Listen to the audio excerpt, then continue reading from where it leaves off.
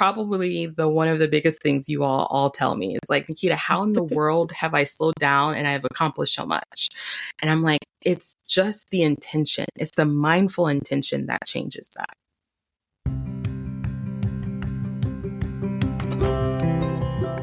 If you want to learn how you can live better with PMDD, this podcast was created for you. This is Mindfulness for PMDD with Diane. I'm Diane, and I'm a registered dietitian and lactation consultant. I'm also a mom, a PMDD warrior, and a trauma-informed mindfulness teacher.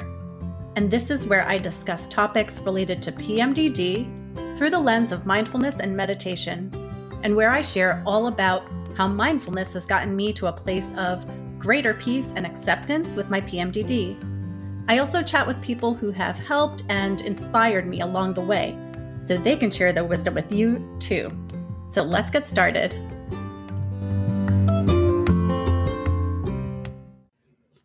This podcast is not a substitute for psychological therapy or medical advice. Please take care when listening to this podcast, as some may find certain words or subjects triggering or difficult to hear. Take only what serves you and leave the rest behind. Hi, friends. This episode is really special to me, not only because it's my first interview episode, but also because my guest is the very person who has been coaching me through developing this podcast and my forthcoming mindfulness program. Nikita Williams is an award-winning business and mindset coach, certified professional essential oils specialist, speaker, and host of the top-ranking global podcast, Crafted to Thrive. She's been featured on Rising Tide, The Jasmine Star Show, and the Simplifiers podcast. She was diagnosed with endometriosis in 2009 and fibromyalgia in 2010. These diagnoses inspired her to use her previous entrepreneur, community, and corporate experience to jumpstart her career as a business coach. She aims to help all creative women, especially those with chronic illnesses, share their stories and empower them to use their stories as fuel so they can be successful, create the life they deserve, and most importantly, thrive. I came across Nikita's work while searching for resources on starting a business while living with a chronic condition. And I've been working with her for just under a year now. The biggest surprise I've encountered in working with Nikita is the amount of mindset work that isn't directly about starting a business, but instead is about how I want to live my life and approach my PMDD. Our work together has become an extension of my mindfulness practice, which was completely unexpected.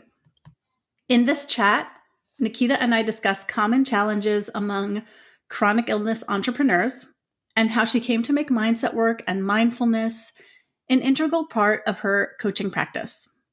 We also talk about how you can start a business while throwing out all the rules and timelines, going at your own pace, tuning into your needs, and honoring them. And we cover self-doubt and confidence challenges and a lot more. So here is my conversation with business and mindset coach, Nikita Williams. Hello, Nikita. Welcome to the podcast. I'm so excited to have you here. I am too, Diane. I'm so excited. I was just sharing on Instagram how this is a very full circle moment. I love Yes. It.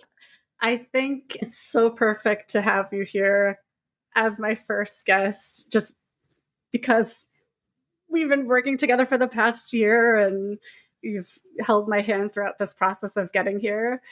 But also, I feel like what we're going to talk about today is such a meaty topic and such a common issue, right? Work yes. And entrepreneurship as someone with a chronic illness. Yes. So, yes. Well, I will first say, I feel like, yes, I might have been walking along with you, but girl, you've been running. So you've been doing great. I am just excited that we're here and we are going to talk about this because it is I think it's a big topic we don't get to hear much about. So, yay.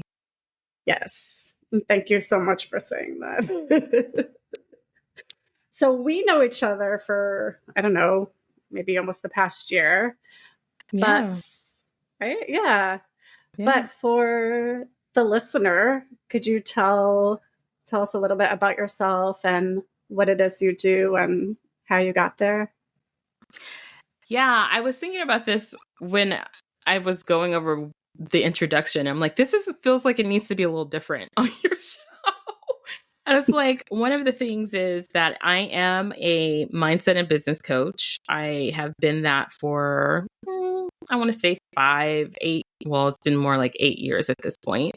And Diane, I think, came into my world when I was having a Facebook group or something at some point. I was doing some challenges in there. I think that's how you That's found me. right.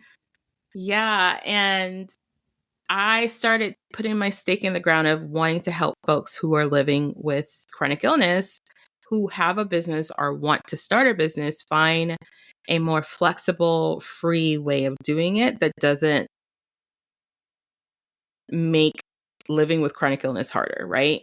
That it helps you to actually grow without sacrificing the things that matter to you now. Because everything, I feel like, in the business world is very much anti chronic illness friendly.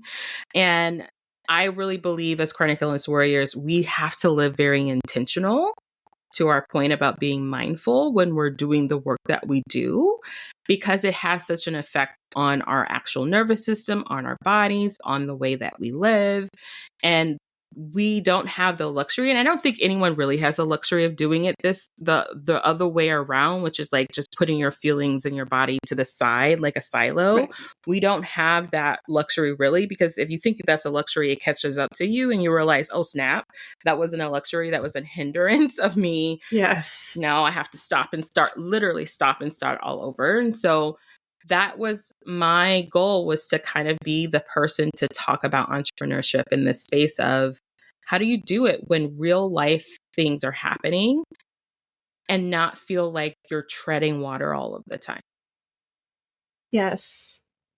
And it's Yeah. so needed. You're right. It's Mm. just not discussed enough. One, two, there aren't enough resources. So for me, my goodness, I was just so thrilled to find you when I, was thinking that maybe the next kind of path for me was to kind of start or build on my own business. But I knew I was going to need support trying to Mm-hmm. do it through the sort of roller coaster of PMDD. And when I went out there looking for help, looking for resources, there just really wasn't much out there. So Yeah. I'm so, so glad that you're out there doing what you're doing. And I feel like, one of the things I've been reflecting on recently is that a lot of the reasons that I did go looking for you for support are probably really common among Oh, people yeah. living not just with PMDD, but with chronic illness in general, right? Yeah. One, I found that, kind of working in a space where you're working for someone else or working for another organization, and you're kind of within this framework of another person's timeline, Yeah. another person's vision, what have you, that can be really, really hard.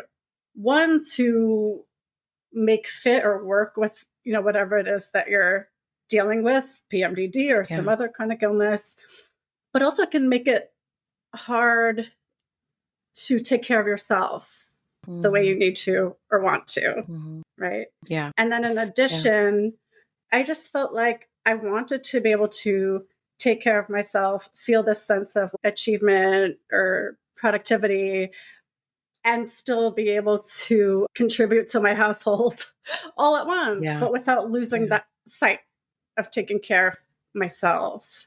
And Yeah. so I feel like that must be really common. And so I'm curious with you if that's something that you've found, if you tend to see common themes amongst your clients and the reasons they're coming to you.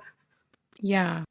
Yeah, it's a good point, Diane, because that's the reason why I started my business, right? Wanted to give myself the flexibility and freedom of operating in my own energy, bank of what I had or what I didn't have. And living with multiple chronic illnesses myself meant that I needed to give myself that flexibility. But what I found, to your point, my clients, like I say this all the time, half of my clients right now are people who live with chronic illness and the other half aren't, because of that same commonality of the fact that we hopefully, and I really hope that a lot more people are coming to this realization, that the siloing of our bodies and what we experience from what and how we take care of our life doesn't work anymore. It never actually worked, because this is why we have an increase of chronic illness, why we have an increase of mental health issues. This is literally the reason why.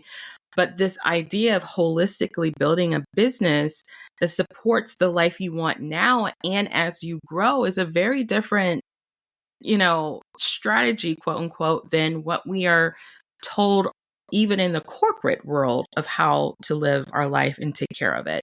So to your point, absolutely, that is the common denominator. Many of you want that experience where it's like, I want to be able to have the freedom and the choice. And to me, freedom is choice to do what is best for me without also meaning that I can't do something else that is also good for me, right? So taking care of your financial experience, like contributing to your household, is also important for a need, right?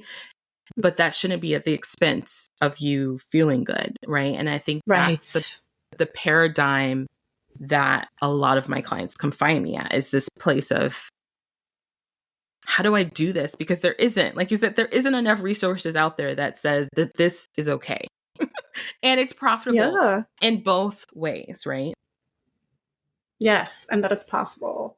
And I love that you mentioned that half or almost half of your clients are not necessarily people living with chronic illness, but just people looking to find more of that balance in life, or be able to honor, multiple values in their life, and not kind of put themselves aside at the expense of whatever it is, whatever their perhaps professional goals are, whatever, whatever it is they need to do for their home and their family, let's say.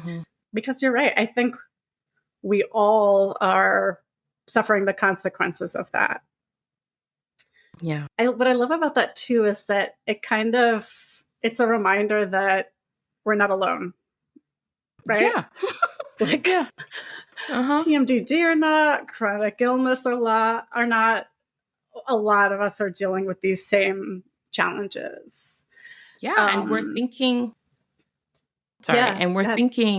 we're thinking that this is, I specifically use the word luxury, because we feel like this experience of having both is like, this is for the richer people. This is for the people who have all of the things. And to me, it's a fundamental right that we all have in order to not just survive to the extent that we're willing to hustle, but that we thrive at the at the ability to provide and still sustain what is good for us. So I think it's, to your point, like to me, this is a very mindful, intentional way of thinking about how you make choices in your personal life and in your monetary life that affects your personal life, right? It's not either or, it's this and. It's always, that's something I coach with you guys. It's not like this or, it's this and. What can it look like? Yes. And going into our coaching relationship, I didn't realize how much mindset work there was, or how much I was going to be getting into sort of my values and my needs and all of that. But eventually I came, one, to see it more and more in our work together, two, to really enjoy it, and three, to notice that it slowly became sort of this extension of my own mindfulness practice, you know, sort of like everything we've said so far. You can't silo your life. It all comes together.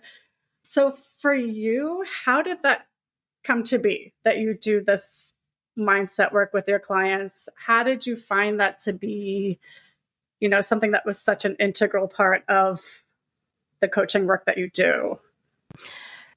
I like this question because I feel like it just, to me, a really good coach is a coach who has done the work themselves and continues to do the work themselves, right?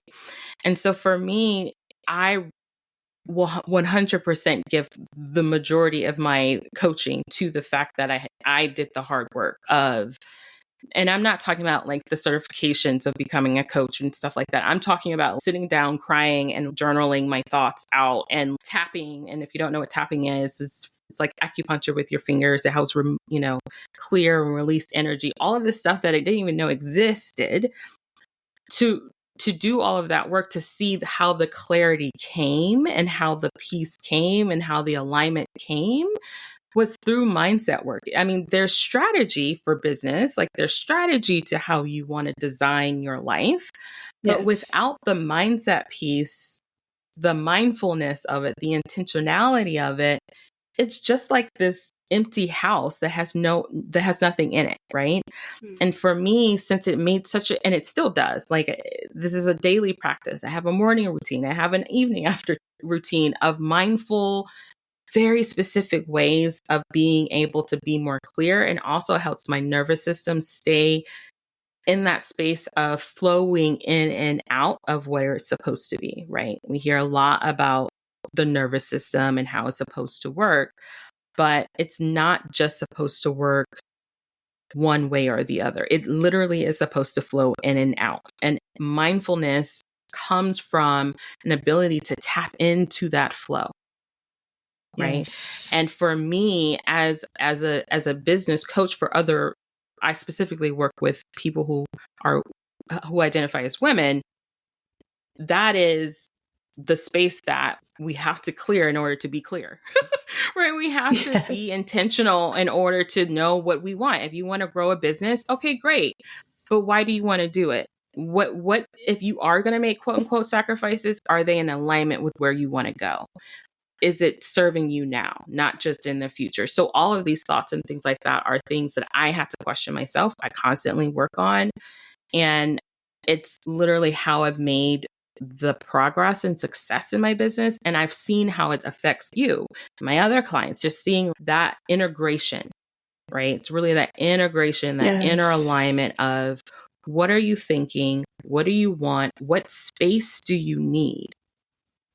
Right? What space do you need to create this reality that is very possible? You have to do it with mindful thoughts and intention mindset work. So that is how it became a crucial part of how I work with my clients. It's usually the first couple of weeks. That's what we're talking about, is like, okay, yeah, you want to do this, but it's not that you don't know how to do this. It's not that you can't Google this. Yeah. It's not that, there's something here in your brain and in your body and your nervous system that is limiting you and stopping you from moving forward. And that has to come into alignment. Yes. That's been my story 100%. You know that. It's like, yeah, there's all these blocks, which I've learned that, yes, some of it is just the real symptoms of PMDD, but so much of it is just these sort of mindset or psychological blocks that have been there my entire life. And perhaps they get exacerbated during PMDD, but they're there all the time anyway.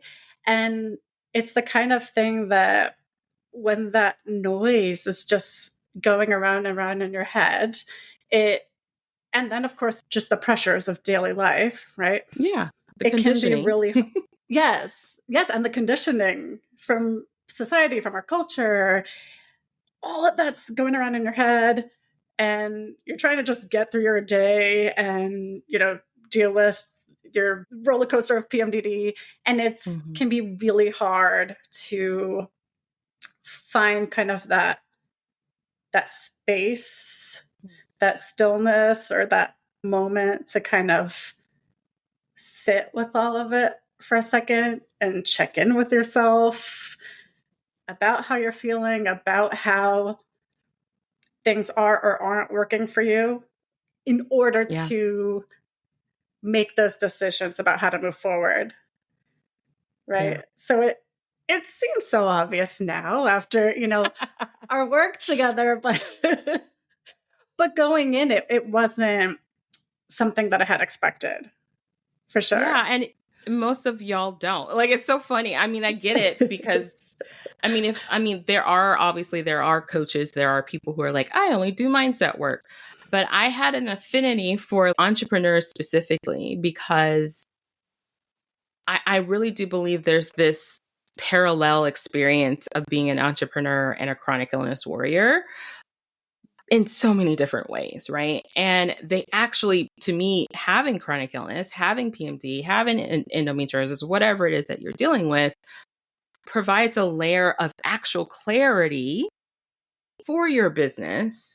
Yes. If you are mindful about it, right? If you are able to be connected to it that well, like if you're able to be bestie, and I know this sounds crazy, but to be kind of besties with your chronic illness, you can start seeing it as what it is versus it meaning something about you or meaning what you can't do. It becomes this tool that you use as leverage in the places you want to go. And that's been my journey, right? It's just been something like, oh, snap. Me slowing down and not doing the rat race is actually better. I can do less and make more. What? That's a thing? Nobody talks about that. Everything is more and more and more, but slowing down means I accomplish more.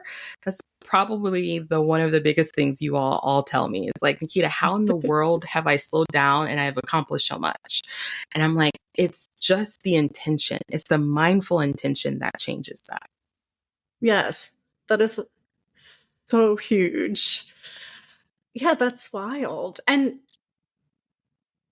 you said like being besties with I don't know what you said, your chronic illness, and I know that like when people are really in survival mode, that can be really hard to hear. Yeah. But I so feel you, because it's like, I just heard someone say it the other day, which is similar. It's along the same lines, but like only once you get to a place of acceptance can you sort of find the workarounds, which is a similar idea. It's like, first we have to kind of sit with it, get real with ourselves, and just kind of embrace whatever it is that we're living with before we can figure out how to use that as the tool, as the sort of guide rails for how to move forward, living and working in a way that feels better for us and works better for us. And you experienced that, Diane. I don't know if we're going to talk about that, but we had one of those moments where I was like, all right, girl, we got to talk about some acceptance before we move on. Right now we're in stuck mode because we haven't gotten to this place, and it's okay. Like there's no shame, there's no guilt around being in a place that you're not ready. And I truly 100% believe that you will get to that place of acceptance, and you will continue to go back and forth with accepting and not accepting. That's okay.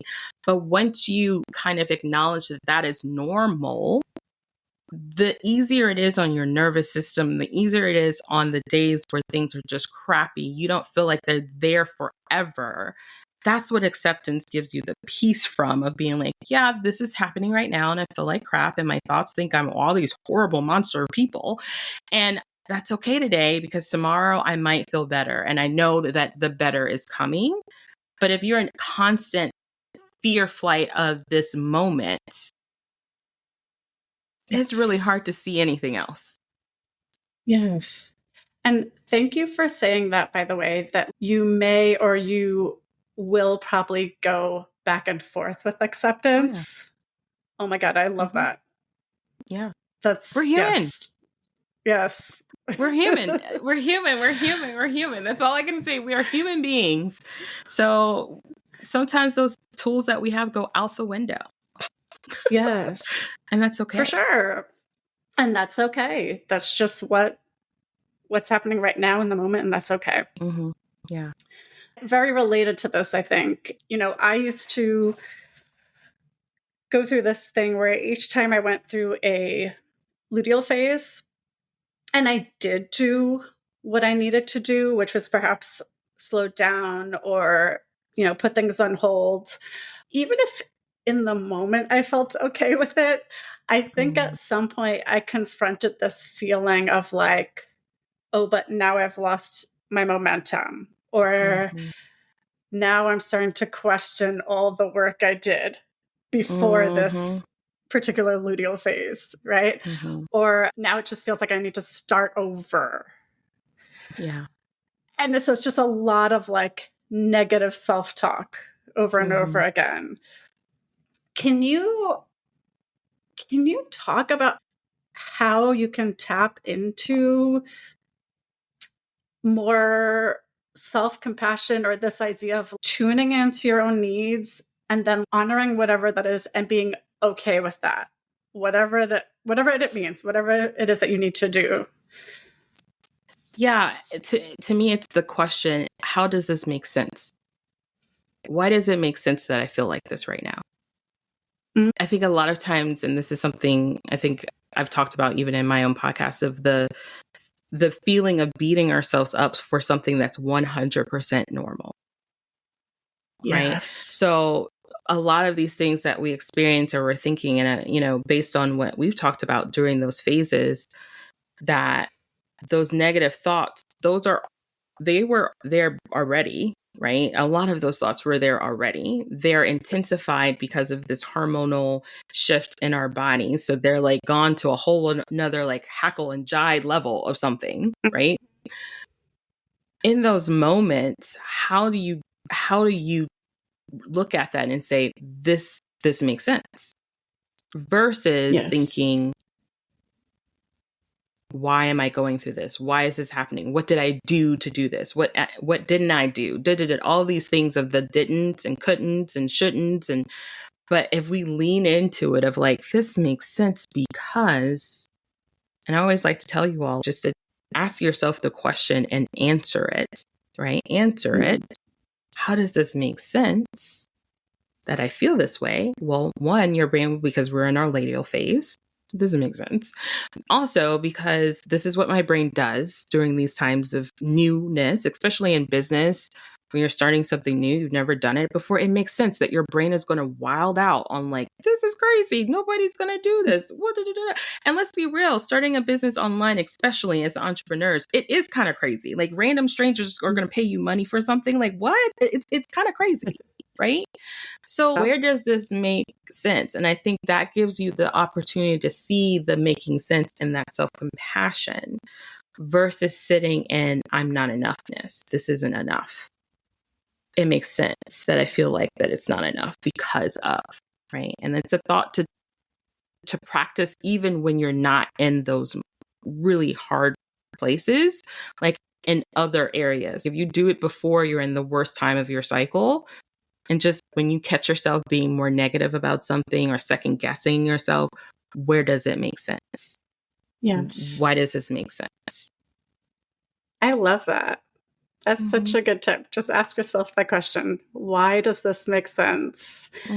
The simplest definition of mindfulness is just bringing your attention to your present moment experience and accepting what you find with kindness and without judgment, right? So what you're describing is almost like, all right, what I'm experiencing right now are these negative feelings, but I'm just going to kind of acknowledge them, take them for what they are, and kind of say it's totally normal and totally okay that they're there. And on top of that, here's why that's okay. Here's why I'm going to be, kind to myself anyway and not kind of trash talk myself. Yeah, exactly. Yeah. Yeah. Yeah. And I It love that you feels can, better. yes. Yeah, of course. And I love that you can kind of tap into that with that question. Yeah. Why It's why is this normal that I'm yeah. feeling this way? Yeah. Yeah.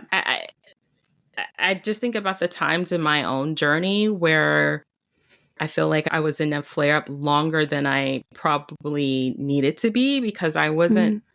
I was thinking of where I used to be, right? I was thinking about how I used to be able to do something. I was thinking what I should be doing and what I could be doing if I wasn't in the situation. I was thinking I was not anywhere being present within this moment in this time. I was so busy in the past and in the future that to even connect to the reason why, well, this isn't the past and this isn't the future, this is the now. Yes. It had to come from this new identity of like, right now is okay and I love myself regardless. And honestly, that work for me from a mindset point of view and Yeah. mindfulness came from really doing that work with tapping and essential oils and things like breath work and all those different kind of things, which led me to now being more okay in those times where I'm saying this makes sense that this is what I like what's happening, right? Versus spending so much time in the past and in the future because it just exhausts you. It makes it worse, so much worse. Yes. Yes. Oh my God. You're saying so many good, meaty, juicy things right now that I want to get into. But firstly, thank you for bringing up sort of identity and comparing yourself to, your before, whatever Mm-hmm. your before self was, whatever previous version of yourself you're comparing yourself to. Because I feel like that's something I've dealt with a lot. I feel like that's probably a very common challenge in Yeah. chronic illness life.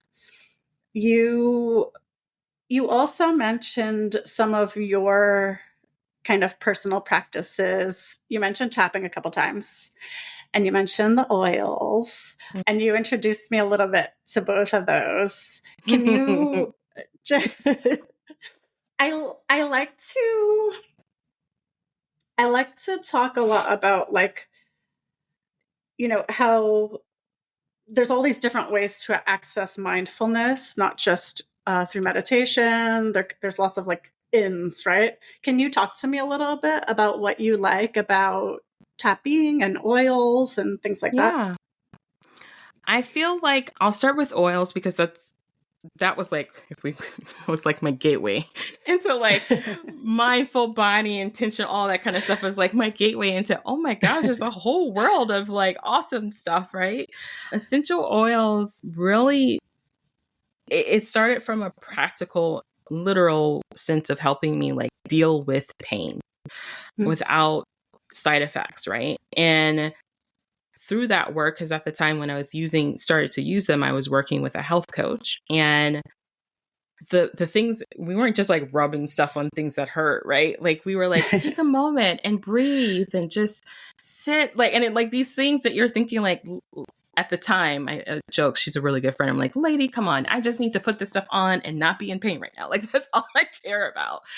But over the course of 6 months or so, like the slowing down of just being like, just breathe, and like instead of like disassociating from the pain. So I find that essential oils help me to reintegrate with my body.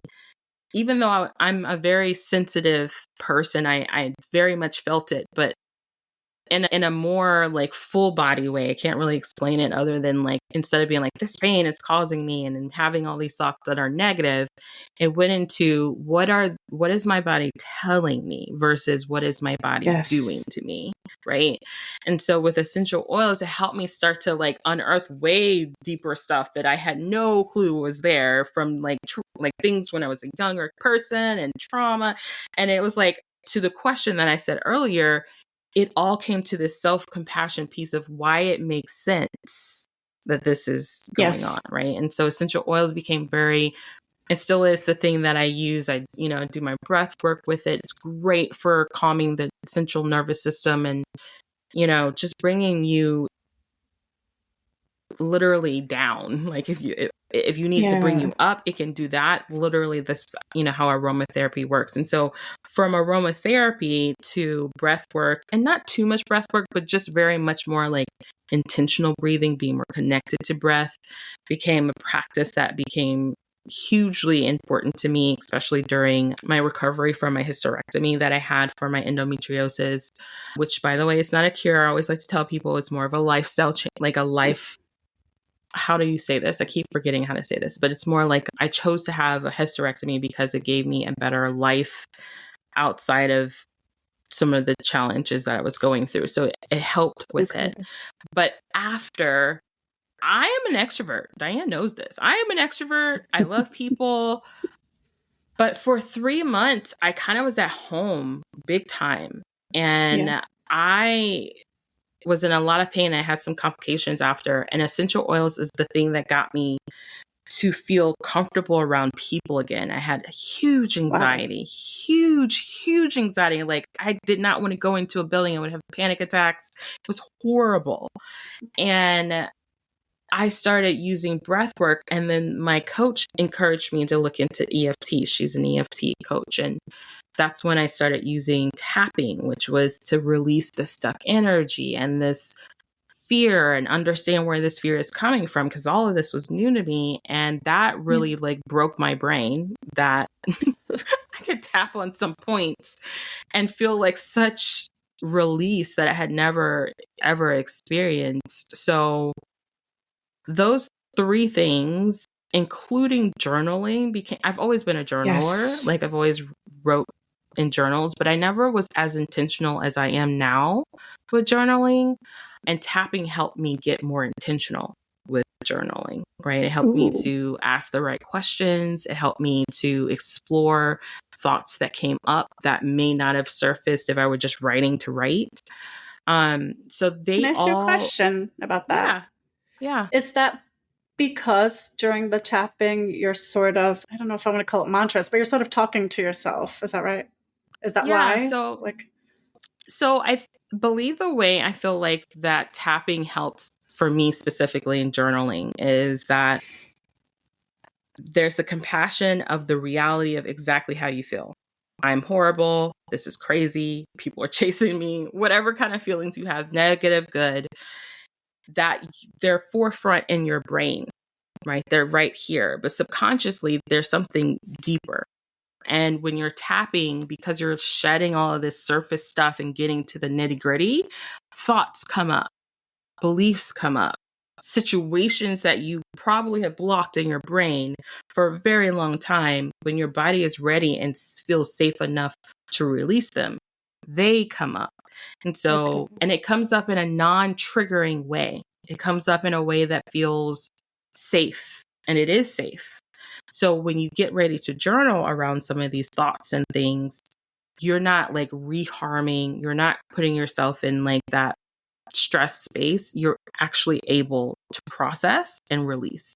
And so that's what, to me, after you tap through, you're not necessarily always doing affirmations. Sometimes it's straight, you're letting stuff go and flow. And then things will come up in that tapping that you just didn't even know. And that is how it helps. Yeah. Oh, that's super interesting. I feel like I have a lot to learn about tapping. That might have to be a future episode. Yes. Tapping isn't your favorite, but that's okay. There's so many other tools out there. It's just like one of the things, like it just happens to be one of my favorites. I would prefer to say I'm just like a slow bloomer, which I am in everything in life. I kind of just move slowly and timidly toward things, even when they may be good for me. And I feel like I'm still at like a introductory kind of like a little bit have my guard up with tapping, but I have had good experiences with it. I wanted to say about the essential oils, because you made me a couple little, I don't even know what you call it. Oh, there was a roll-on and like, you made me some blends. And what I love is not just, the sense and the fact that certain oils, like oils have different properties, you know. Yes. Mm-hmm. Beyond that, what I love is that just the use of it, there's this Mm-hmm. very physical thing that happens. You're Yes. now being intentional. You're going Yeah. to take a breath. You're Yeah. slowing down. Yeah. Maybe you really like the scent. So you're like Mm-hmm. lingering, you're enjoying Yes. it, right? Like, Yes. so what I Yes. notice is suddenly I've slowed my breathing. Mm-hmm. Suddenly maybe my heart rate starts to come down a bit. Yes. You know, my nervous system is feeling more regulated. Mm-hmm. And this is so cool. It kind of reminds me of, you know, I also like kind of what I feel like happens in my body when I take a warm drink, right? Because you put it to your Yes. face Mm-hmm. and you're smelling it. Yeah, And you're involving all of your you're senses. yes. Yeah. Yes. Yeah. I love that. I Yeah, love that's that my about favorite part. Yeah. it. Yeah. Yeah. It's true. And I think that's the reason why they're so effective. When you use them Mm, like that, when you use them more than like, oh, it's in my candle or in my bath scrub right. bubble thing, right? When it becomes like an actual tool for a moment to slow down and to really enjoy something or to just be. I have found myself extremely Yeah. hyperly like the environment is super, what's the word? I'm very stimulated, Like stimulated. right? Yeah. Overstimulated. And I pull out Yeah. a oil, or especially like if I'm going to the gynecologist, Lord help me, I will have Mm, my oils and I'll be in like heaven because I'm like breathing and very connected to myself versus to what might or could be happening. yeah. It's very grounding. Oh, I love that. Yeah. So I wanted to ask you because I have dealt with and still deal with plenty of confidence issues, as you know. And not only that, which is just, you know, stuff that's been there forever, my whole life, but, you know, in the luteal phase, it's very common to have symptoms of like self doubt and low self esteem and just kind of thinking very negatively about yourself and kind of having all that negative self talk. And you and I have done a bunch of confidence work together. And so I was just wondering if you can talk a little bit about how you help clients work through confidence challenges. Yeah, this is a really good question. Confidence is like a fingerprint. It's very different for everyone. Mm. And I say it like that because I probably, somebody's going to come after me for this, but Oh, I'm just like, what I'm about to say, somebody be like, that's not true. I have found that confidence, whether depending on what you're going through in your life and what's going on with your chronic illness, what's going on in the environment, can be swayed, shifted, moved very differently for every single person. Like the confidence work that I do with you is going to look different than what I do with another client sure. because they're so different. And so when even if I use similar tools, the way I use them looks different because your experiences are different. The reason why you're feeling not confident or self-doubt has more to do with fear. It has more to do with safety. It has more to do with, those are the two biggest things. I feel like it's fear and safety oftentimes, especially for women. And where that comes from very different places. It could come from like family, it could come from your environment at work, it can come from like traumatic experiences that you've experienced. And so confidence, to me, the way you overcome confidence, whether it's being triggered that you aren't feeling confident, it's because of the luteal phase or whatever phase you're currently in, is unique. And so one of the things that I find that's most helpful is looking for evidence. It's always looking for evidence to prove that you are confident. What actions have you taken? Because confidence comes from competency, like being competent and doing. right? And so when we can look back to see, what have I done? What am I doing? In spite of, right? It helps a bit more to ground you to see that you can be safe. You can do things even though you're scared, right? And I think confidence work is a little bit different for everyone. I hope that answers your question. Well, I like what you just said about kind of how confidence comes from doing. Because I think what you're saying is when we can look back and acknowledge the things we have done or the things we have gone through and come out the other side, when we can look back and acknowledge the things we've been able to do, that gives us that feeling of confidence.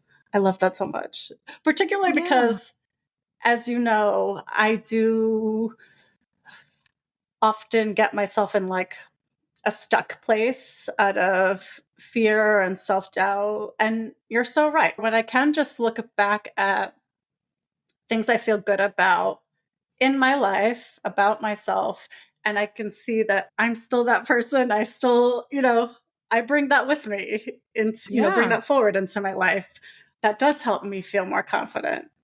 Mm-hmm. Yeah. Yeah. And there's something that we've done, and I've done with most of my clients. I do something. It's called a confidence card. I actually learned it from another coach. Her name is Kristen Hassler. And I use something called a confidence card, and I help my clients create it. So it looks different for everyone. So it could be based on all of the things you've ever done in your business, or all of the things you've ever done in your life as a human being that you've done even when things are hard. I give different ways of helping people create this confidence card through different lenses is really what I would say. It's like different perspectives, especially if a client is struggling with seeing their worth, saying how much they charge for something, how much they want to price something. And so the confidence card is one of the ways to just kind of look at everything on a piece of paper on one sheet to see all of that you have done. The part of confidence is like realizing that you've actually done some amazing things and you have discounted so many of them, right? Yeah. And when we're in these phases of things, we sometimes forget that.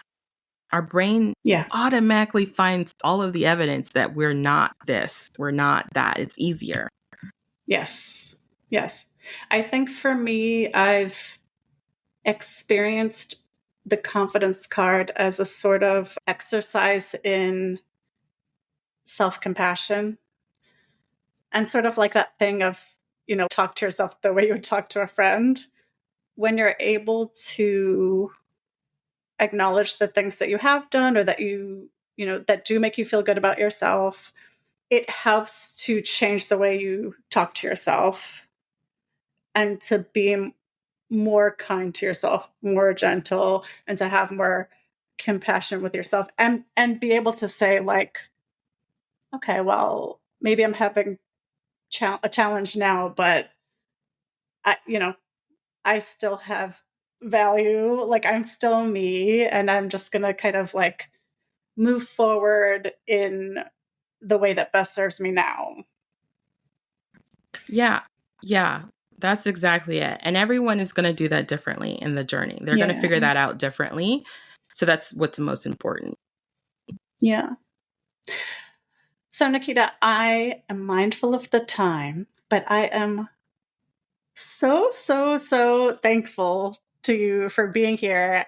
And I want to give you a chance to just, if there's anything in particular you want to share with the listeners about your work or about anything that you're working on, or just that you really want people to know about you.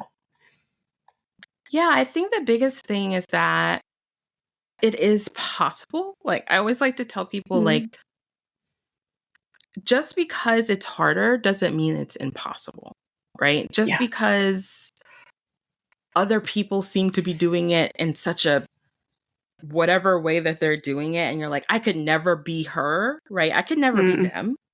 You were never meant to be them. You were never meant to be her, right? Like, you were never meant to be that. So like really lean into embracing like how, if it were to work, how could it? Right. And that's something that it takes a lot of work. Also, it takes some bouncing off of the walls with people to be like, well, how could it look? And that's very helpful. But don't be afraid to accept that it's going to look differently. And it's okay. Yes. And it's okay. And I think that's the biggest thing I want my clients and anybody living with any kind of chronic illness to know, is that it doesn't have to be limited. It could be so bountifully abundant in the way that works for you. Yes. Don't be afraid to accept that it's going to look differently. And that may actually, maybe even likely, can open up the possibilities. Exactly. And actually it always does. That's the secret, but the not so secret. Like the moment you give in to like it's going to look different and it's okay, is the moment you realize there is a treasure trove of like awesome stuff that you never would have uncovered had you not given yourself the permission to do it that way. Oh my God. And that's not even just for entrepreneurship. That's like for life. So true. Words of wisdom for life. Thank you so much. I feel Thank like, you for having me. Oh my God, there's no more perfect thing to end on, I think. So for anyone who is listening, who maybe wants to connect with you, to learn more and maybe work with you, can you let everyone know where they can find you and how to connect with you? Yeah, they can find me at Thrive with Nikita or check out my podcast. It's called Crafted to Thrive, and Diane will be on there soon, so you'll be able to check out one of her episodes. And yeah, I love working with people one-to-one. Hopefully in the new year of 2024, I'll be having a little group program, but that's where you can find me. Oh, fun. Pretty simple. Awesome. And I love your podcast so much. I listen to it all the time. I love to take walks down on this bike path near me and listen to your podcast. I love it. Yes, I love it so much. I will also include your links in the show notes as well. Thank you. Thank you so much, Nikita. Thank you for having me. Thanks so much. Okay. Bye-bye. Bye.